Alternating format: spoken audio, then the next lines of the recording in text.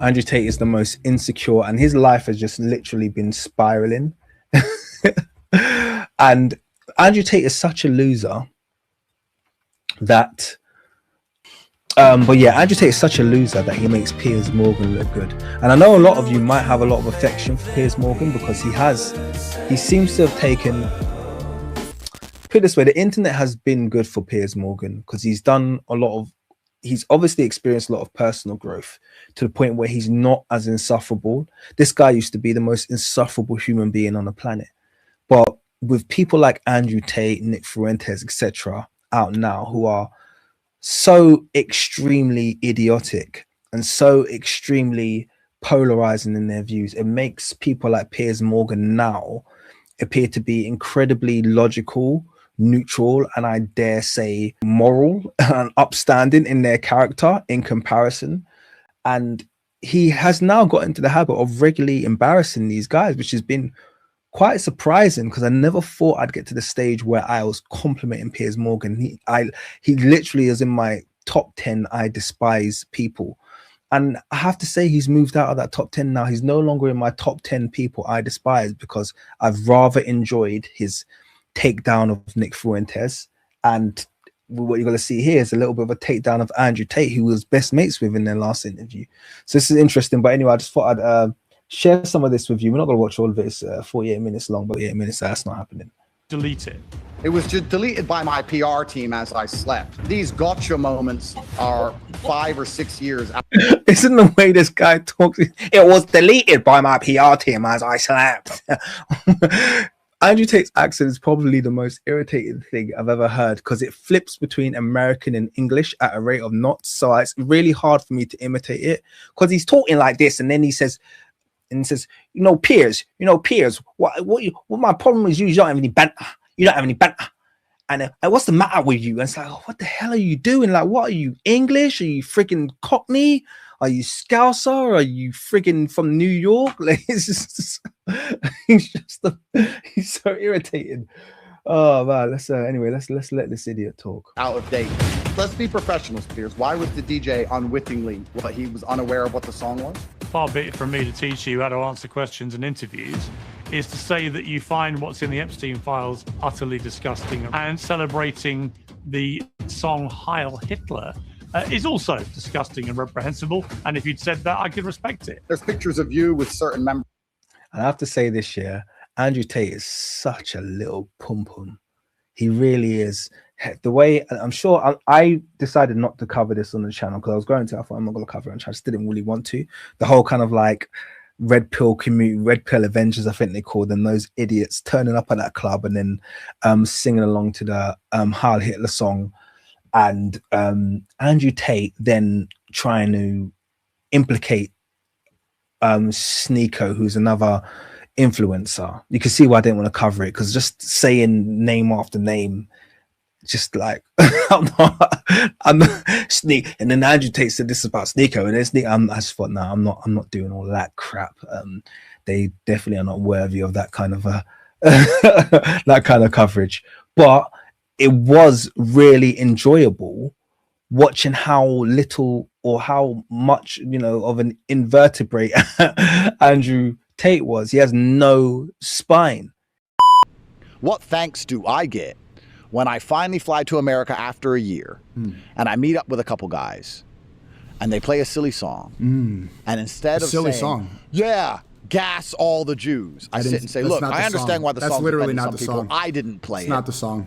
I didn't actually play the song. Don't you think everyone panicking about this song just proves the Jews have power? You're a sellout. It makes you think, you know what I'm going to do? I'm going to sell out. You know what would teach the world a lesson, Jack? If I sold out. If tomorrow I took a $500 million check and went and made Hollywood movies and just deleted Twitter and then let all these poor people watch my movies.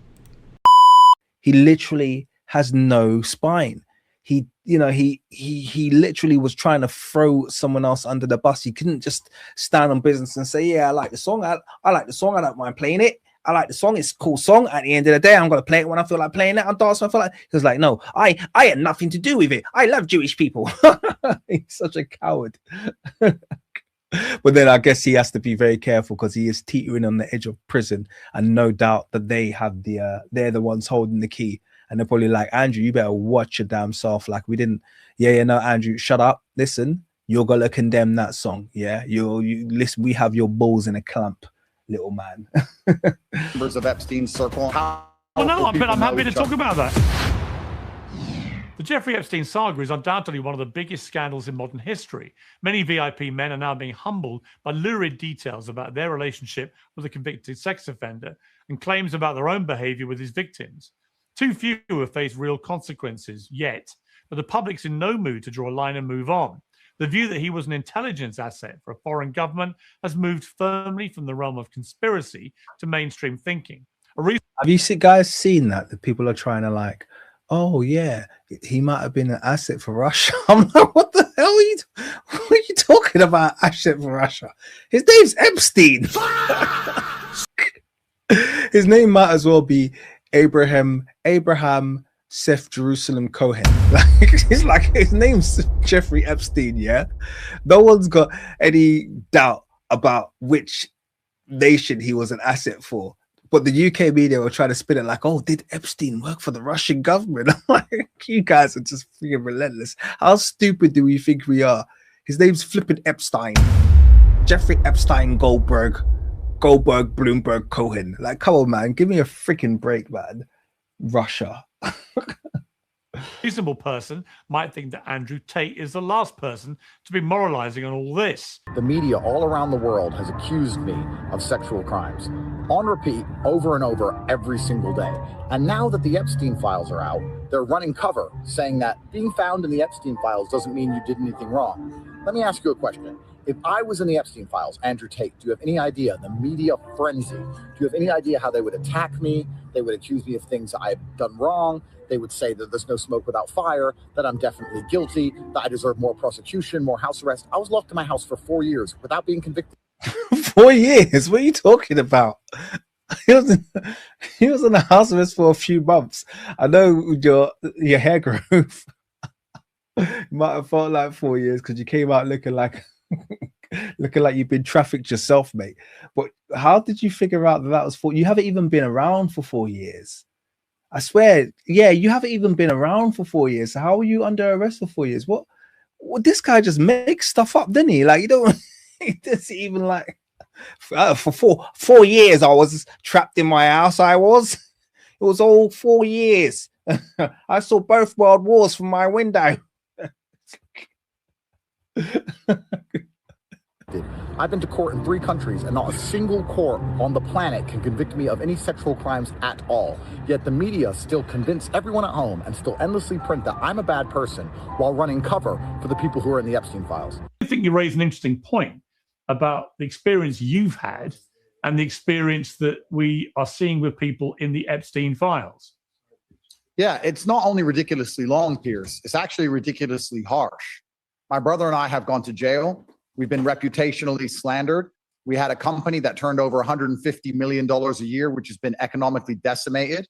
And we've been basically translated, he's not making any more money. Yeah, he can't sell his courses anymore because I tried to come back and prove I was still hard, and I got punched up by a guy wearing pink gloves. And now nobody believes I can fight anymore. I don't know what the matter is. What's the matter with them? So Andrew Tate is not making any more money anymore, and he's still trying to convince the world that he's this, got this limitless income. I'm not saying the guy's, flat broke, but I would say, he probably has concerns about how he's going to generate income because his aura's gone and he's not selling those courses to teenagers anymore because no one wants to buy anything from him. So that's always interesting to watch. Trialed by media endlessly while members of parliament stand up and say that we're the most dangerous people on the planet because we're committing sex crimes, when of course no court anywhere in all of the countries which I've been investigated under has managed to convict us of any crime.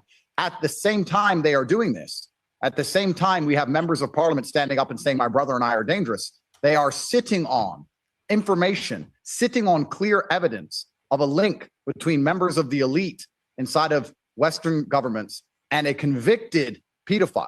And to me, it seems absolutely ridiculous that they're going to come along and accuse two young brothers, two guys from a council estate in Luton who have never been convicted, and say that we're the enemy and talk about us in question time while ignoring.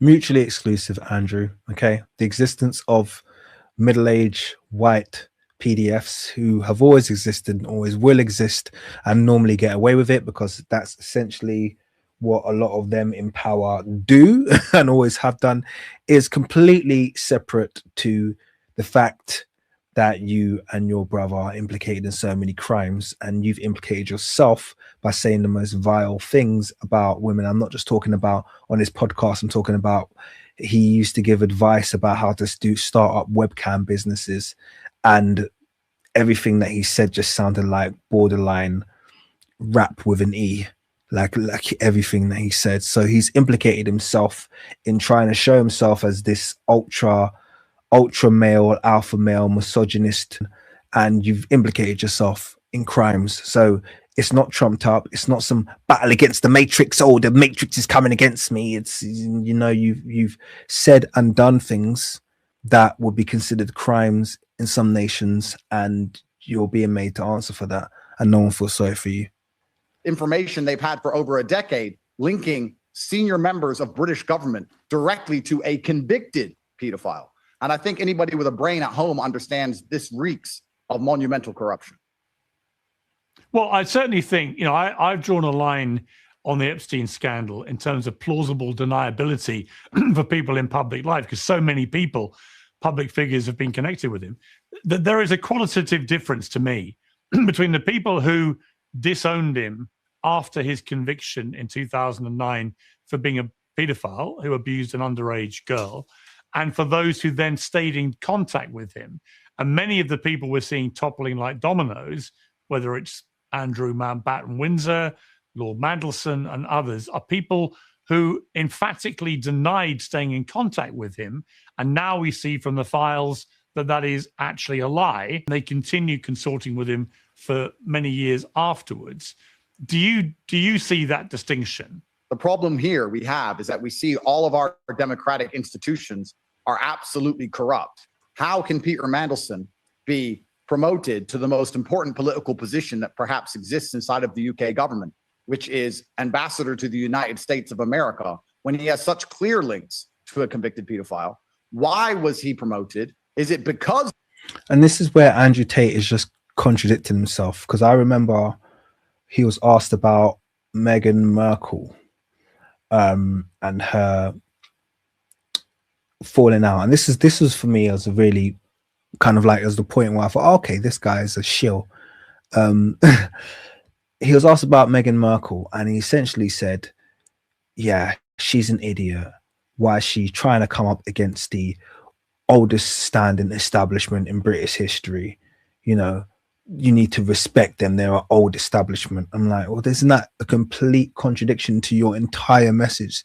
Isn't your entire message the Matrix, and the Matrix is the establishment, and therefore you are anti-establishment, and you're telling people how they can survive outside of the establishment? And yet when someone is being, you know, targeted by said establishment, you say, oh, don't stand up against the establishment, they're the royal family. And now you want to turn around and be like, oh, Peter Mandelson, why was he put in that position, even though you defend the establishment, mate? Yeah, in fact, you were just the other day talking about the fact that Donald Trump should not only, you know, not stop with Venezuela, but go and bomb Mexico and all of the other South American nations, because all they do is listen to Mamacita, thinking that you're really funny. So what's happening is people are realizing you have little to no integrity. And when you have no integrity and people realize you don't stand for anything, and then the one thing you did have going is you had this mystique, this aura about being a good fighter, and you've even lost that, what is there left to buy into? You're nothing but a walking contradiction. That's all there is to it. Of his clear links to a convicted pedophile, which is a whole another question. And now you're asking me, do I trust the UK courts? Do I trust the systems which are hiding information that they have on pedophiles, which are clearly protecting powerful people, which are clearly engaged in a two-tier policing structure? Do I now trust them to give me a fair trial? The whole point of democracy is transparency. The whole point is rule of law. And if they're applying rule of law to some people and completely ignoring it for elites, you now have to ask yourself a question. Are the courts fair, and is the system fair at all? Please understand, my brother and I have gone through the most heinous trial by media that has happened in modern times. No, you haven't. Okay, so let's just park that idea. You haven't been for the most, if you want the most heinous trial by media, try Bill Cosby, try R. Kelly, try, who was that Black American actor who played Kang the Conqueror? You know, those are what you call trials by media. Okay.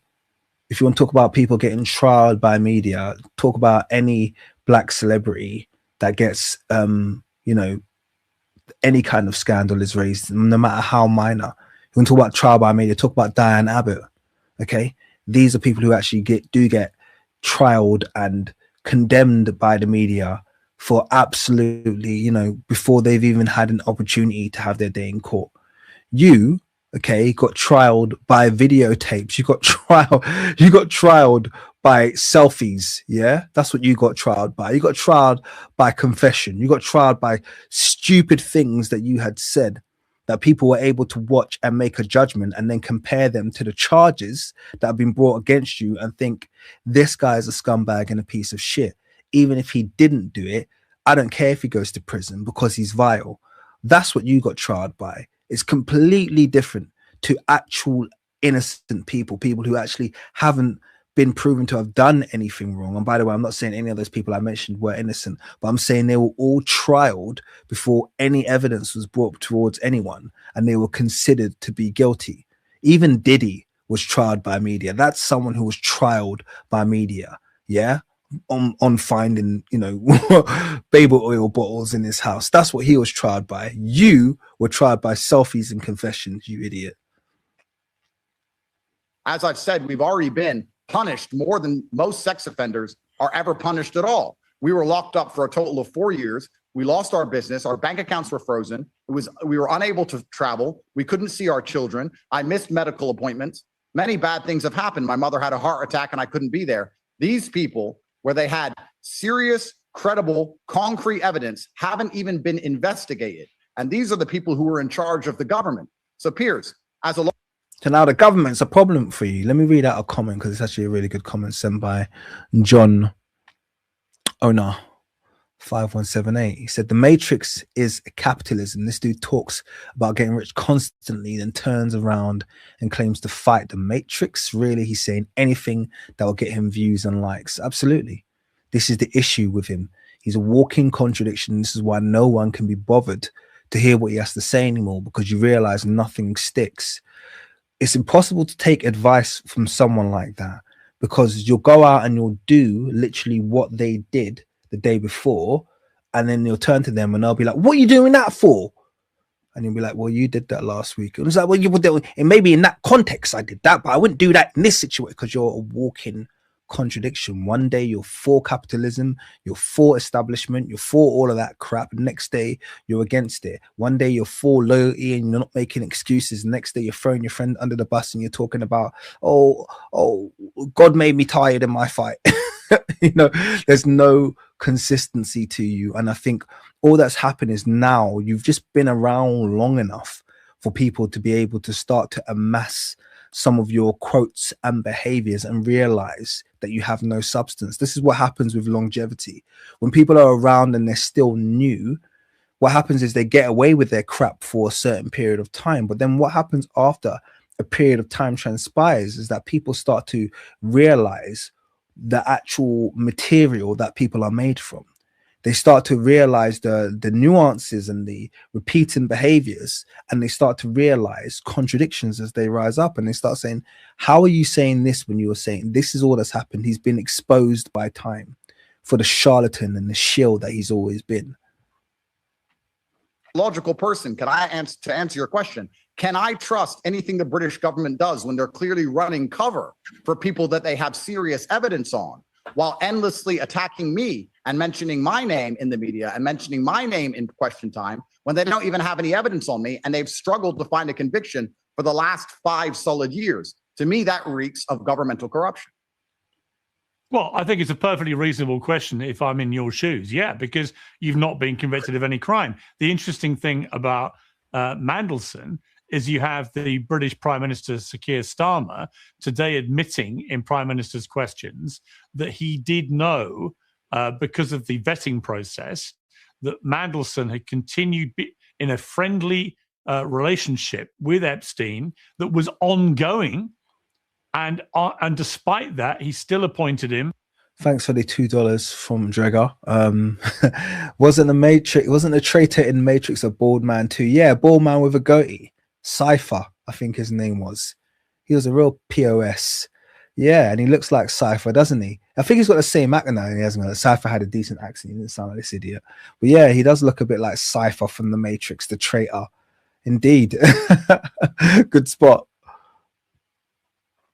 As one of the most powerful people in his government as the UK ambassador to the United States. And that, well, I think, is going to be an extremely damaging, was going to be very damaging for Starmer, because that's the first admission that he knew that Mandelson and Epstein had continued being friends up to the point, well, we don't know to what final point, but certainly right up to near to when he died. So there you've got somebody in Mandelson's case who twice had to resign from governments in disgrace over various financial skullduggery. And then you have him supporting and staying friendly with a convicted paedophile, and the British Prime Minister, knowing they had stayed in touch and it was an ongoing friendship, and still making him the ambassador. I find that crazy. Well, the optimistic view is the one you've just taken, that he got his position despite the fact he was linked to an international pedophile ring. Of course, the more realistic view is that he got his position because he was linked to an international pedophile ring. And I think a lot of people are waking up now to the absolute rot which exists inside of these democratic countries that we're supposed to believe in. We're supposed to believe in fair elections, a rule. So here we are now. We're doing full circle Andrew Tate now, where we're back on the cabal, the elite. Oh, the elite who conspire against us, and now he's suddenly against them again until he needs to be for them. You know, 1 minute he's against invasions and monarchs and elites, and then the next day he's for them. And this is the problem. This message sounds all well and good. It does. It's been delivered relatively well. I think it resonates with anyone who kind of like has any semblance of truth within their being. But the problem is the vessel who's delivering the message is a contradictory one, is one that will turn around tomorrow, will say the most racist things, will do the most contradictory and shallow things, will show that the only god they have is money, and will support whoever they need to support to acquire that wealth. This is the contradictory nature of Andrew Tate. That's the problem with him. Rule of law and transparency. And it's becoming clear to everybody at home that they have been lied to, that the rule of law doesn't apply. Two-tier policing is clearly taking place depending on your social status. If you're a young man from Luton, they'll trial you by media and throw you. No, it's not two-tier policing, by the way, Andrew. Please, like, I would love it if it was two-tier policing. Policing is probably at least 5-tier. Okay? We have the MP class, the royal class, first of all. Then we have the MP class beneath them. Then we have white males who have a whole different reserved system of justice. Then we have ethnic minorities. Then we have black people right at the bottom of the pool who are not afforded any kind of defenses or protections under most Western states. So it's very privileged of you to point out a two-tiered policing system, but it's also woefully naive to the reality of most people in this nation to think that there's only 2 tiers to the policing system. Maybe there is to you, because you thought you were rich and elite. You thought you existed in that top tier of policing. The reality is that you've realized now, perhaps, that you don't. Perhaps you're not at that very top part that you think that you're in. Quick shout out to John Onar. Thank you for the £10. It's a shout out to you. I saw your Egypt vids and it's very impressive research. Keep it up. Pretty much for me, the paintings, Herodotus, and Bible saying Egypt is son of Cush was enough. But Whitey is in the now. Well, that's what I love to do, as you know. Son of Ham. Yes, correct. You corrected that. But yeah, I understood the message and I appreciate you tuning in, man. I appreciate you tuning in. This is by the way, to be clear as well, this is my secondary channel for those of you who don't want to know. It's just one of my secondary channels, I should say. And this is more of a loose talking, live, react, politics, talk about anything kind of channel. And sometimes people feel they need to tell me, oh, I don't like this stuff. I don't know, you're not saying that, but people come on here just to tell me, I don't like this stuff, do the history stuff. It's like, leave the channel, please. This isn't that channel. I don't, as you can see, I'm not at all cutting back on the content that I do on the King's Monologue channel. If anything, I'm ramping up a bit in terms of the number of documentaries and the amount of research that I'm putting out on that channel. So this channel existing is not affecting my output schedule on the King's Monologue. I guess the one thing that is slightly being affected is my live streams, but that's not because of what I'm doing on this channel. It's because I'm still working out the best way to structure how I do live streams. And that's a whole question mark. But anyway, thank you very much for joining me. Appreciate it. And I appreciate your £10 gift. It's very much appreciated. Let's carry on. Throw you in jail and take all of your money without credible accusation. But if you're a lord, perhaps they can sit for over a decade on credible evidence of you spending time with a pedophile on a secret island and refusing to even investigate you, let alone slander you in the media. You would love to be a lord, Andrew. Let's be real. You would love nothing more than to be offered a peerage, than to be knighted. Like you would love to be a lord or a sir. You would absolutely love it. The problem is they don't give them out just to internet personalities. You actually have to achieve something of meaning. You have to provide something of meaning to society.